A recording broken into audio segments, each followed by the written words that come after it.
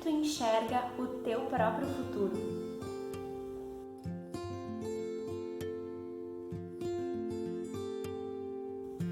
Oi, tudo na paz? Eu sou a Marta e esse é o Sunny Self, o canal que te ajuda a construir a tua melhor versão através de um conteúdo inspirador e estratégico. Esse vídeo é o 6º de uma sequência sobre investigação apreciativa, que é uma metodologia de gestão da mudança criada para empresas, mas que pode ser usada em grupos e indivíduos. Hoje a gente vai conversar sobre o princípio antecipatório, que diz que imagens inspiram a ação.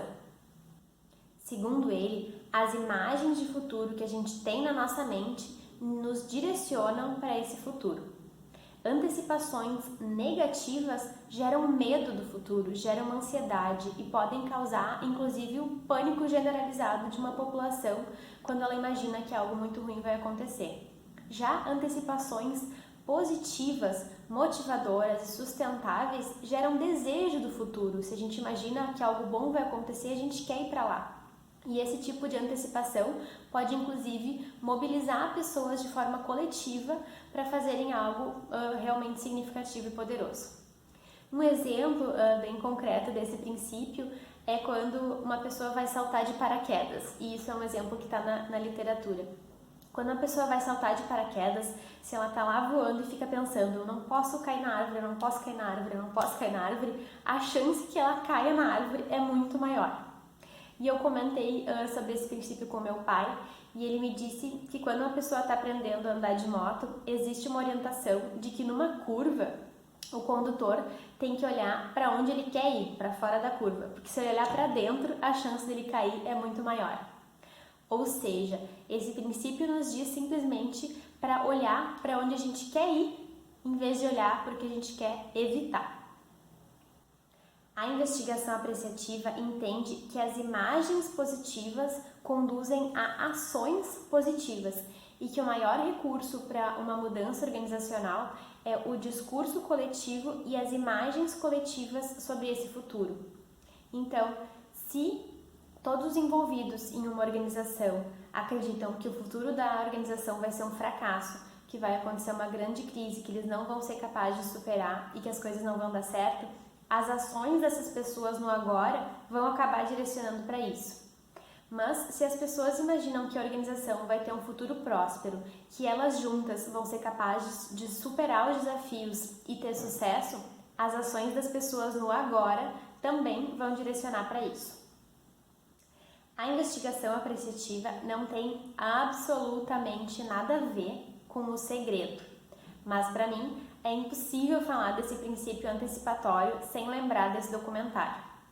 Eu sei que muita gente critica o segredo, que tem 1 zilhão de vídeos e de assuntos falando sobre isso, mas para mim, as pessoas que criticam não entenderam o que eles quiseram dizer nesse documentário.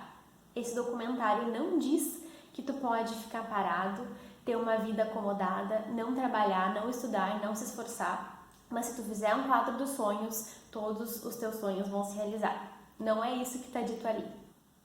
Eu tive a sorte de assistir esse documentário em 2007, quando eu tinha uns 16 anos, porque o meu professor de física do 3º ano do colégio passou esse documentário em aula para nós.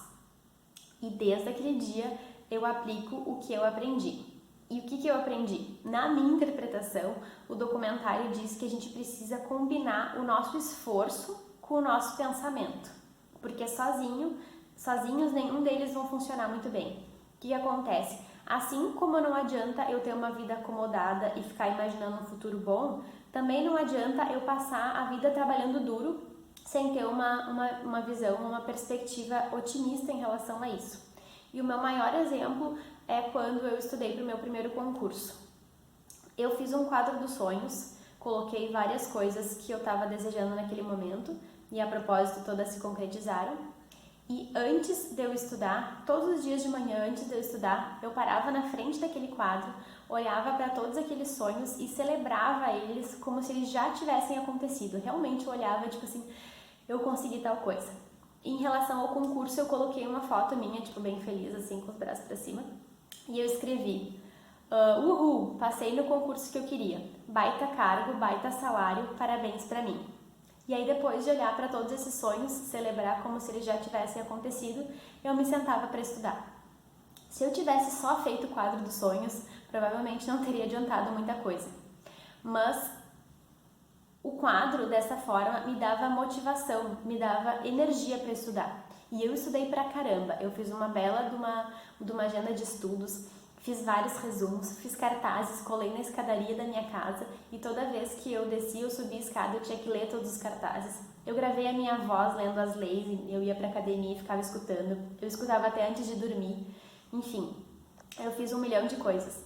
Mas a grande questão é que eu tenho certeza que outras pessoas que fizeram o mesmo concurso ou que fazem outros concursos tinham muito mais conhecimento do que eu, estavam há muito mais tempo estudando. Só que a grande maioria das pessoas só se prepara na parte do conteúdo, né? A parte cognitiva de decorar aquele conteúdo, entender aquele conteúdo.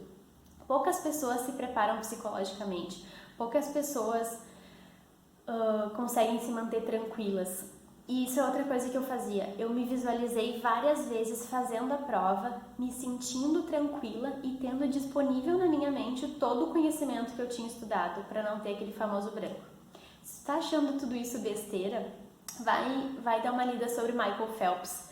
Eu li sobre ele no livro O Poder do Hábito e ali está escrito que o treinador, o coach do Michael Phelps, não só fazia ele treinar fisicamente, como também mentalmente. Ele imaginava as competições na cabeça dele, cada braçada, cada ação dentro da piscina, ele visualizava várias e várias vezes, porque daí na hora que ele chegasse numa competição, de fato, aquilo já estaria tão normal na cabeça dele que funcionava. E aqui eu não vou entrar no mérito da física quântica, eu não vou dizer que isso funciona porque o pensamento se materializa.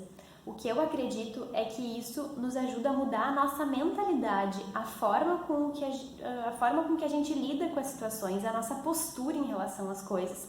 Se eu tivesse só estudado, eu acredito que eu não teria passado em primeiro lugar no concurso. Para mim, foi a combinação das duas coisas que funcionou.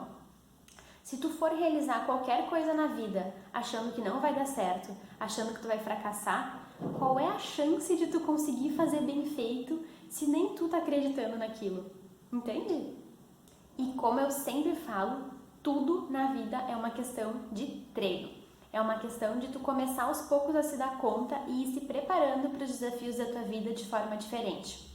Uma coisa que eu sempre faço antes de algum momento importante é ir no banheiro, respirar fundo, me olhar no espelho e visualizar a situação acontecendo da forma que eu desejo. Visualizar que a situação passou e que eu tô até celebrando que as coisas deram certo. E eu fiz isso, por exemplo, esse ano, em fevereiro, antes da prova do TOEFL, para eu me sentir mais tranquila e entrar na prova mais confiante. Eu fiz isso antes de várias reuniões durante a minha vida, quando eu estava ansiosa, tinha que apresentar alguma coisa para pessoas que eu não conhecia tanto. Eu fiz isso antes da prova da autoescola, eu fiz isso antes de uma cirurgia. Eu sempre busco, além de fazer o meu esforço normal que todo mundo faz, sempre busco visualizar a situação saindo da melhor forma, porque isso me faz me sentir mais tranquila e confiante enquanto eu estou vivenciando a situação. E seja pelo motivo que for, seja por física quântica ou seja simplesmente porque psicologicamente isso funciona, tem funcionado para mim e eu realmente aplico isso desde 2007. Bom, por hoje é isso. Eu espero que tenha gostado. Queria te pedir para curtir o vídeo e compartilhar ele com alguém que tu acredita que vai se interessar. De desafio para essa semana, eu sugiro que tu te prepare para um próximo momento importante, mentalizando a situação, imaginando como é que tu tá te portando, que tipo de palavra que tu tá usando, como é que essa situação está acontecendo. Imagina inclusive que a situação passou e tu está conversando com alguém importante para ti, celebrando que tudo deu certo e saiu como tu queria. Mas não esquece da outra parte, né? Não dá para deixar de lado o esforço, enfim, aquelas outras questões que a gente sabe que tem que fazer para as coisas darem certo. Pode ser? Muito obrigada pela tua audiência. Eu aprecio sinceramente a tua presença aqui no canal. Te inscreve para mais inspiração e estratégia e continua construindo a tua melhor versão. Até segunda-feira que vem. Tchau!